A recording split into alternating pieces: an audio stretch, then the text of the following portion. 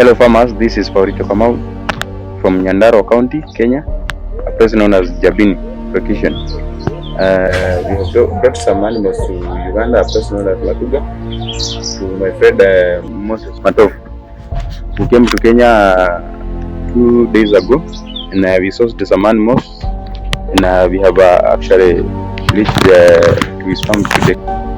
So allow me to introduce Mr. Moses, to introduce himself. So, my name is Matov Moses, and I live in Kavule here. This is my home, and at the same time, it is my farm. It is called Kavule Lulagala Matuga.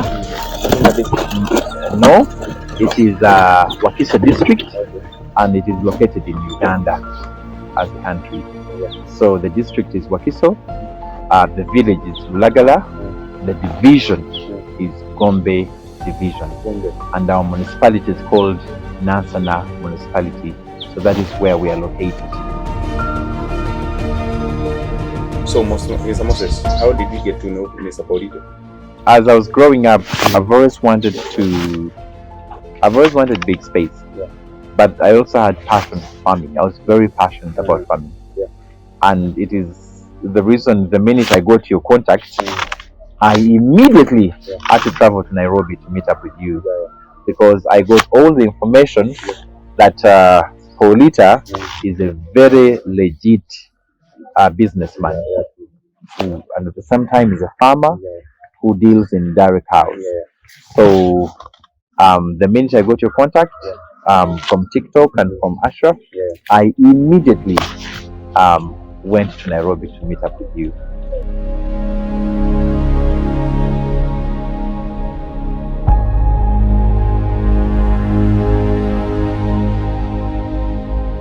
Another question, Mr. Moses. Why did you decide to do dairy farming yet your profession is not on a dairy cow? Why did I leave my profession and went to my farming? So as a child, I've always wanted cows. Like, I've always been so passionate about farming, specifically dairy farming. But I didn't have someone to kind of speak to, and someone to really give me the right quality cows. And that is the reason when I got your number of TikTok, like, to me, that was it. I didn't have time to waste. I had to get onto the bus and come to Nairobi. So to me, dairy farming, has something that I've always been passionate about. Very passionate about. Yes. Ashraf is my neighbor, and he's also a dairy farmer. And dairy farmers, we trust each other. There is that, that sort of cohesion. We work together. We have several associations in Uganda where I am a member. Ashraf is also a member. So when Ashraf told me that please get in touch with Paulito, I was like, no further questions. That was it. Yes. So to me, because I got recommendation from a member from the association, and also a member who happens to be my neighbor and a dairy farmer, that was enough. Yes, I knew that I was dealing with someone legit, someone genuine, and I definitely encourage everybody, as long as you're out there and you really want to get into dairy farming, please get in touch with Paulito.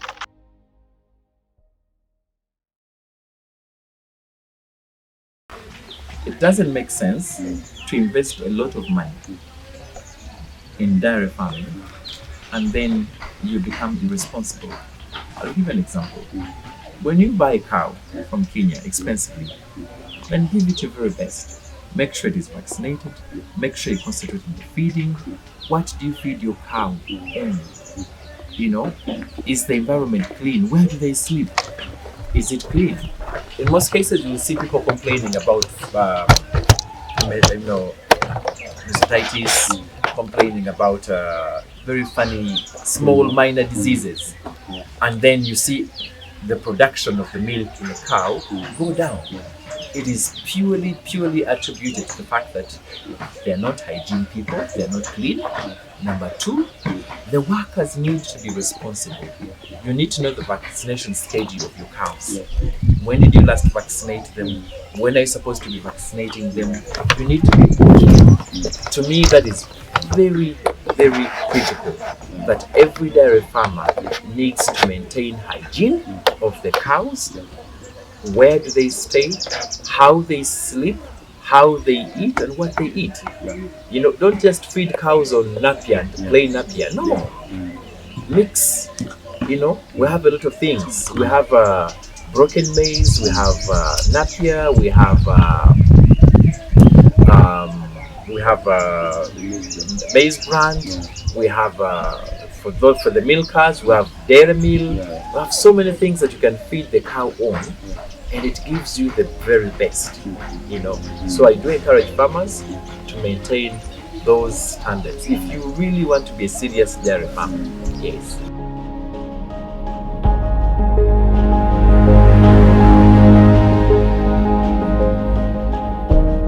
As we wind up, what are some of the challenges that you as a new farmer, I know you have been doing some dairy farming, but now that you have gotten some pure breeds, what are some of the challenges that you have been encountering and you know you are going to deal with them? Maybe, maybe you can talk about that.